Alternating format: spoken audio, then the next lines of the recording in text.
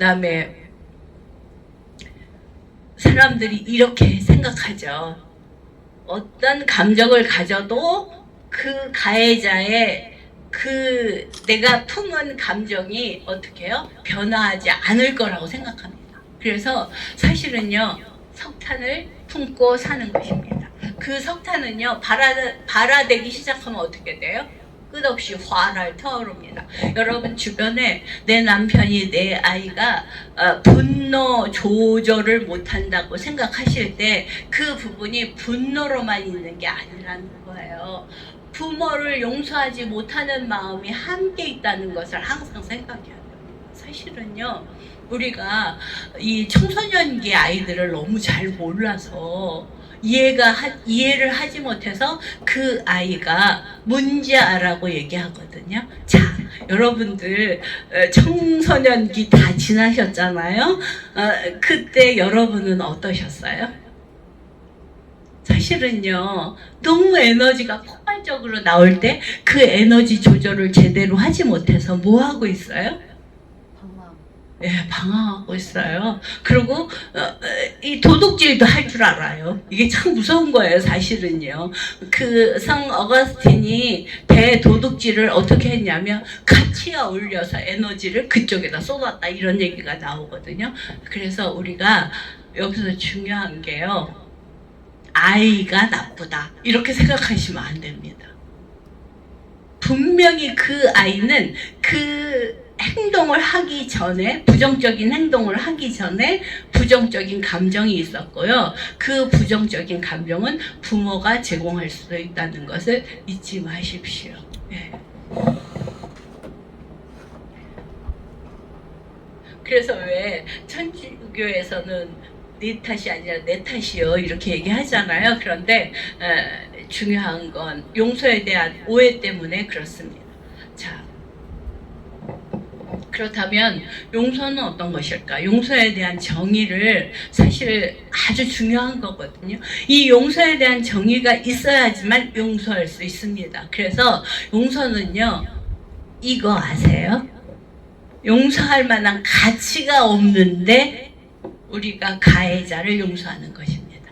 그럼 여기서 참 중요한 게 있어요. 자기 용서는 어떻게 되는 거죠?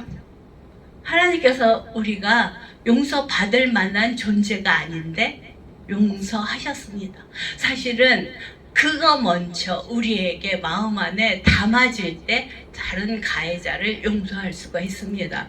사실 이것이 아주 중요한 부분이기도 합니다. 그래서 자기 용서가 이루어질 때 타인 용서가 이루어진다. 제가 누누이 말씀드리지만 자기 이해가 됐을 때 타인 이해가 되듯이 자기 용서가 될 때 타인 용서가 됩니다. 그래서 사실은 가치 없는 인간을 위해서 내가 자비를 베풀어 내가 너무 그 마음이 정말 그렇게 할 수가 없어 이렇게 얘기를 하거든요. 그런데 그래서 우리가 가정 안에서 요새 보면은요, 담을 쌓고 사는 사람들이 가장 알아야 될 것이 사실은요, 하나님 안에서 나도 용서받았는데 너를 용서하지 못하겠니? 이것이 나의 삶에 그 어떻게 살아야 되는가에 중요한 그 기초가 돼야 됩니다. 그래서 우리는요, 또 하나 이렇게 생각하셔야 돼요. 용서는 선물이다. 용서는 선물이에요. 누가 나한테 주신 선물? 네, 우리에게 주신 선물입니다. 사실은 하나님께서 우리에게 주신 선물인데요, 우리는 선물 받기를 거부합니다. 어떻게 하면? 상대방을 용서하지 못하는 것이 선물 받기를 거부하는 것입니다. 사실 우리가요, 너무 거부가 많아요. 왜 그럴까요? 왜 거부를 그렇게 많이 하고 살까요? 잘못된 인식 때문에 그렇습니다. 사실은 그래서 상담은 인식과 관점을 바꾸는 것이기도 합니다. 이게 다 됐네. 눌러보세요.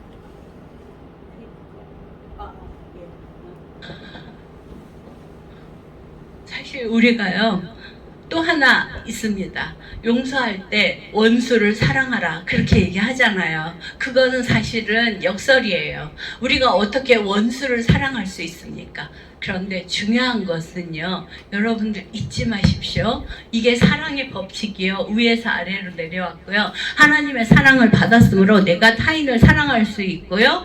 하나님의 용서를 받았기 때문에 타인을 용서할 수 있습니다. 이것은 인간의 입장에서는 역설이에요. 그렇지만 어때요? 진리예요.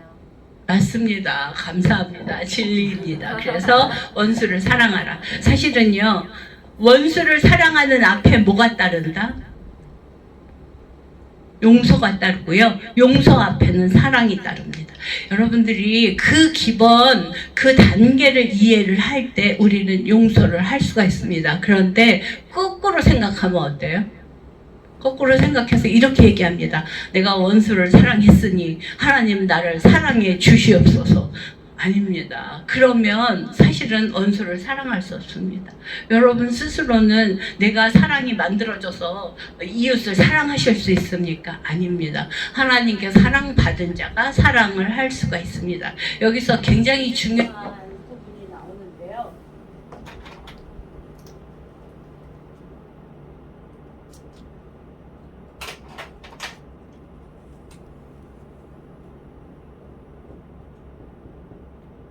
이거 상담에서는 굉장히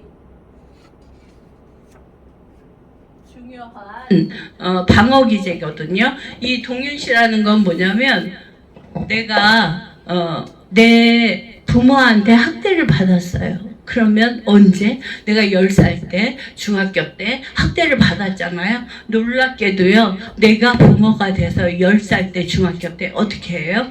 자기 자녀를 학대합니다. 이게 동윤시라는 거예요. 자, 그래서 사랑을 받아야지만 사랑을 줄 수 있다. 이해되시죠? 그래서 우리가 정말 나의 삶은 어떻게 살고 있는가? 이것을 한번 항상 생각해 보시기를 바랍니다.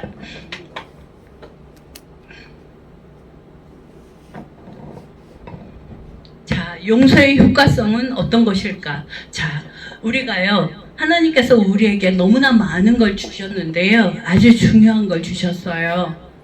용서의 달란트를 주셨습니다. 여러분들은 용서가 내 것일까? 아니라고 그랬죠. 용서는 하나님께서 우리를 용서해 주셨기 때문에 우리 안에 달란트로 온 겁니다. 그래서 이 달란트를 제대로 쓸 수 있는 자 누구입니까? 이것을 한번 생각해 보시기 바랍니다. 그래서 우리 안에 너무 꼭 누르세요. 나는 얘를 용서하고 싶어요. 정말.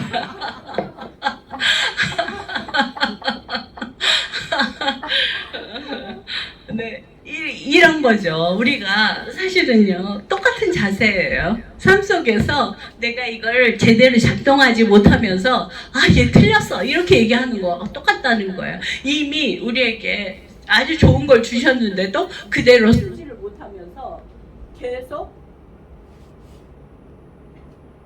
근데 왜 이게 이렇게 하나 누르시면 안 돼요. 아니 안 눌러. 손으로 그냥. 예, 그래서 이렇게 주신 것을 제대로 수용하지 못하고 제대로 쓰지 못하는 자, 마이크 잘못 쓰는 자. 그래서 인생에서 그런데 얘가 자꾸 끊어져요. 가만히 놔. 이게 아마 그게 잘못된 거야. 잘 됐는데 그러면 내가 핑계대는 거야. 그죠? 사실. 예. 어떻게 해야 될까요?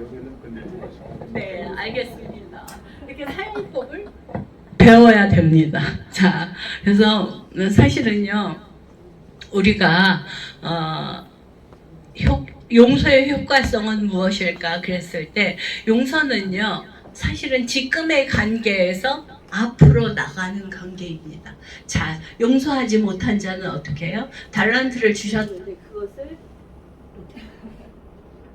가만히 있는데도요.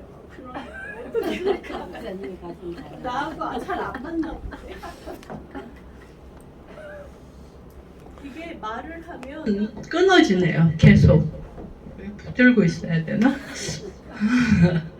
자, 자, 그래서 이렇게 붙들고 할게요. 자, 우리가 계속해서 누군가에게 사실은 전진해 나가는 과정이 필요한데요. 용서를 하지 못하면 어때요? 앞으로 나아갈 수가 없습니다. 상대방에게 가까이 갈 수가 없습니다. 그래서 어떤 사람이 됩니까? 소외되고 네. 이쪽 거 쓰세요.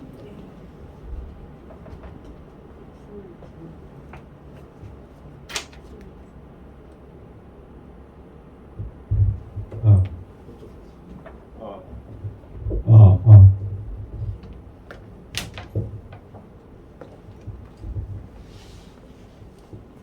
우리가 살면서 소외감을 가진다 이렇게 얘기하잖아요. 사실은 이 지금 우리의 삶 속에서 가장 무서운 게 뭐냐면 소외입니다.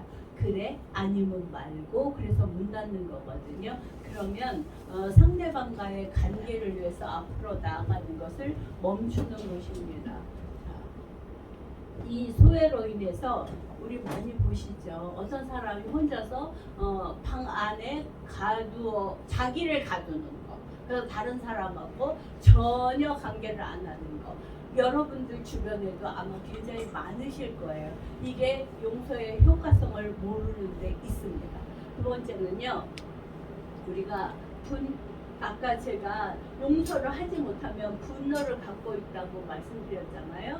근데 석탄불을 끄는 것은 뭐예요? 사실은요, 우리가 용서 과정 중에 나오는 부산물입니다. 그래서 용서를 하면 분노가 해결이 되더라. 이게 참으로 중요합니다. 자, 그 다음에 우리가 상대방에게 중립적인 자세보다는 적극적인 것을 할 수가 있습니다. 요셉이 사실은요, 형들이 자기를 어떻게 했어요? 팔았죠. 그죠? 그랬을 때 요셉이 나중에 창세기 50장에서 뭐라고 고백합니까? 악을 선용하시는 하나님. 사실은요, 우리가 굉장히 중요한 것은 용서를 할 때 우리 안에 엄청난 일이 만들어진다는 거예요. 사실 그리고 그 다음에 우리가 제일 중요한 게요. 내 마음에 기쁨이 있는가. 우리 보면은 데살로니가 전서 5장 16절에 뭐라고 얘기하세요? 항상 기뻐하라. 그런데 용서의 마음이 없다면, 용서하지 못했다면 항상 기뻐하라가 억지로 하는 것입니다. 사실은요, 제가 여러분들에게 이 용서의 중요성을 말씀드리는 게 여러분들이 다 사역자시잖아요. 그 사역자들이 가장 중요하게 벗어야 될 게 위선입니다. 아까 상담자는 진실해야 된다고 그랬는데 상담자가 위선을 갖고 있으면 사실은요 기뻐할 수가 없습니다. 그래서 용서는 기쁜 마음으로 항상 기뻐할 수 있습니다. 자, 잘 들리시나요? 네. 자, 그래서 우리가 그렇다면 내가 용서가 아닌 건 뭘까? 한번 생각해 보셔야 됩니다. 용서가 아닌 것은 무엇입니까? 묵인. 아, 그래, 그냥 내가 모른 척 할 거야. 이게 용서입니까? 이건 용서가 아니라는 거죠. 그 다음에 변명하게 됩니다. 여기서 참 중요한 게 있어요.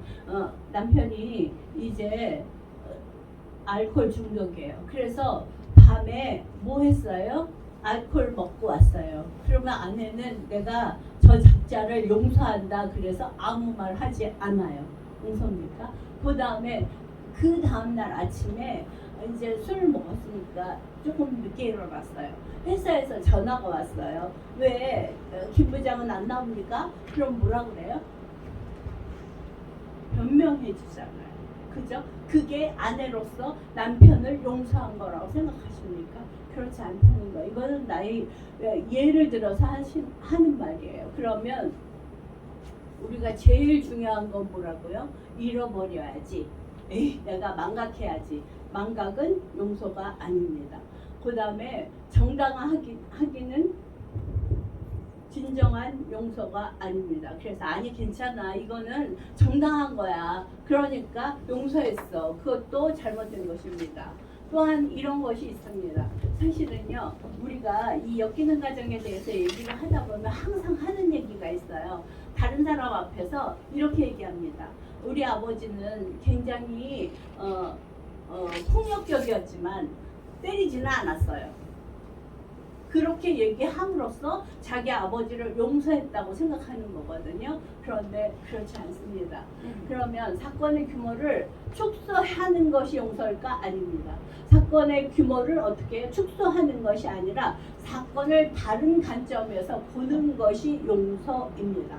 그래서 사실은요, 그 마음 안에 있는 그 상대방이 왜 그런 일을 했을까, 그것에 대해서 우리가 한번 생각해 보는 거, 마음을 살피는 것이 중요한데요. 상대방의 마음을 살피는 것보다 내 자신의 마음을 살피는 것이 먼저입니다. 그리고 자, 우리는 용서해버려야 돼 그랬을 때 가짜 용서는 용서가 아닙니다. 그래서 사실은 여기서 중요한 게 의선이고요. 그 다음에 아주 중요한 게 있습니다. 용서하면 화해가 됐습니까? 우리는 이렇게 생각합니다. 나 저 사람 용서했으니까 이제 화해되는 거야. 절대로 그렇지 않습니다. 왜 그런지 아세요? 용서와 화해는 다른 차원입니다.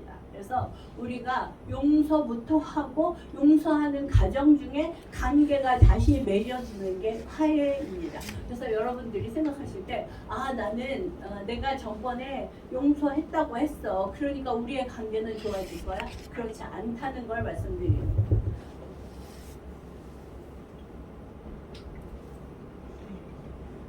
우선 여기까지 하고 잠시 쉬겠습니다. 고맙습니다.